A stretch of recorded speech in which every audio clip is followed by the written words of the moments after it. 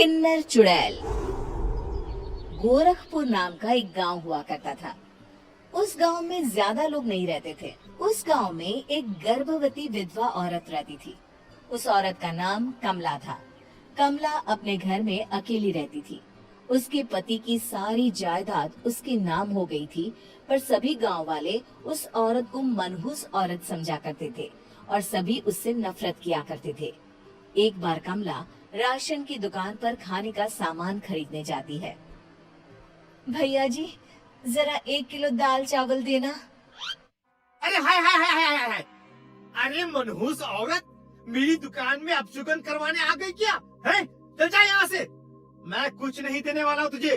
भाग भाग यहाँ से, चल जा, निकल। भैया जी, ऐसा मत कहिए। मैं गर्भवती हूँ, मुझे खाने की बहुत जरूरत है। मुझे खाना दे दीजिए। दुकानदार कमला को वहाँ से धक्के मारकर भगा देता है। तभी कमला रोते रोते उस गांव के किन्नरों के इलाके में आ जाती है।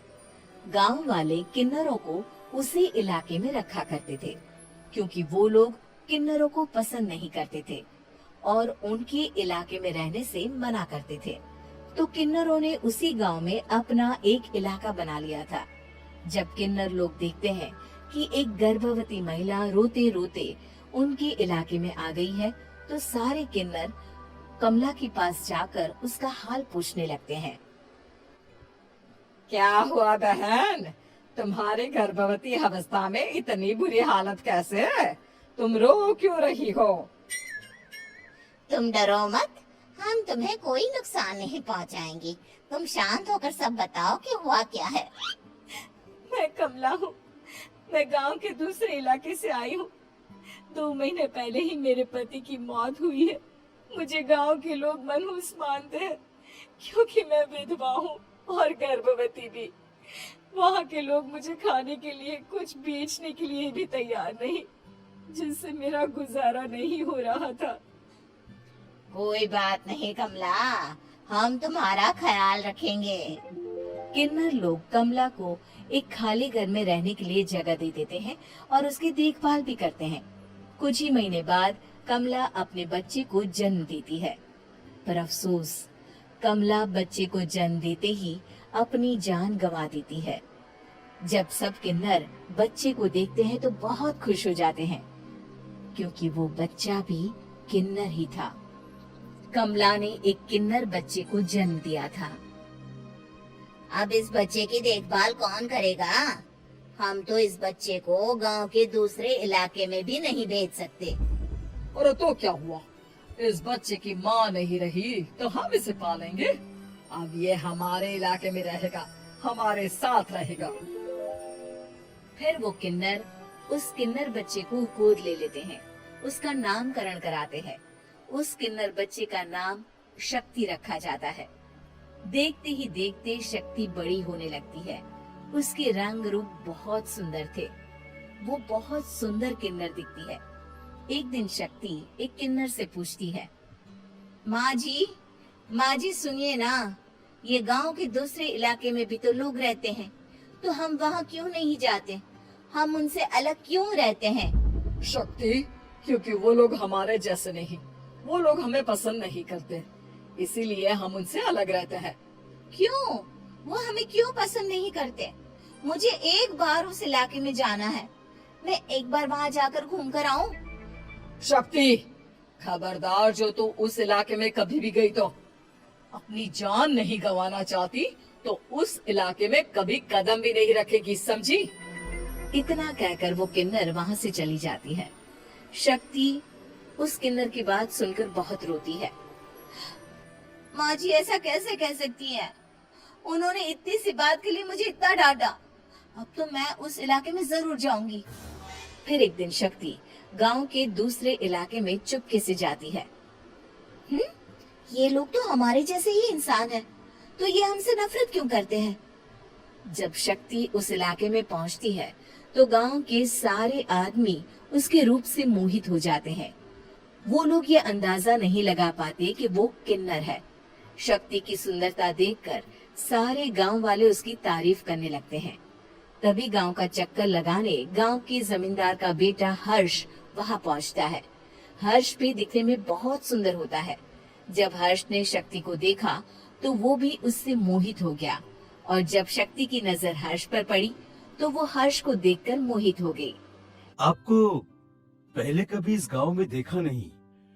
इस गांव में आप नए हैं क्या?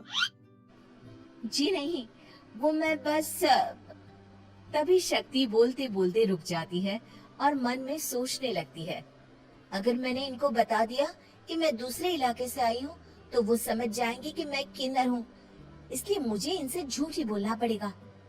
शक्ति हर्ष को कहती है, जी हाँ, मैं इस गांव में नई आई हूँ, यहाँ अकेली रहती हूँ। वैसे आप कौन है? आप भी इसी गांव में रहते हैं? जी हाँ, मैं इस गांव के जमींदार का बेटा हूँ।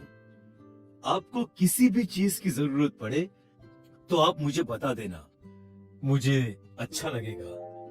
ऐसे ही शक्ति और हर्ष एक दूसरे से रोज मिलने लगते। वो दोनों अपने प्यार का इजहार करने एक दूसरे से मिलने जाते हैं। तभी शक्ति का पीछा करते करते एक किन्नर वहां आ जाती है। शक्ति, शक्ति, मैं तुमसे बहुत प्यार करता हूँ। मैं तुमसे शादी करना चाहता हूँ। क्या क्या तुम मुझसे शादी करोगी? हाँ हर्ष, मैं तुमसे शादी करूंगी, पर मैं तुमको अपने बारे में एक सच्चाई बताना चाहती हूँ जो मैंने तुमसे छुपा कर रखी है। तभी उनके बीच में ही वो किन्नर आ जाती है। शक्ति, तेरी हिम्मत कैसे हुई ऐसा करने की? वो किन्नर शक्ति को खींचकर गांव के जमींदार के पास ले जाती है। हर्ष भी वहां शक्ति को बचाने के लिए पहुंच जाता है। जमींदार शक्ति और हर्ष के प्यार के बारे में सुनकर गुस्से में आ जाता है और शक्ति को गांव के बाहर निकालने की सजा देता है। शक्ति ये बात सहन नहीं कर पाती और कुएं में कूदकर अपनी जान दे देती है। जमींदार हर्ष की शादी गांव की एक लड़की से करवा देता है, पर हर्ष इस शादी से खुश नहीं होता। शक्ति अपना बदला लेने के लिए मरने के बाद किन्नर चुड़ैल बन जाती है। अब मैं इन गांव वालों को नहीं छोड़ूंगी, अब इनसे मैं अपने प्यार का बदला लूंगी। किन्नर चुड़ैल गांव वालों को परेशान करना शुरू कर देती है। एक बार वो रात को गांव के खेतों में पहुंच जाती है और वहां आग लगा देती है। सारी फसल जल के राख हो जाती है।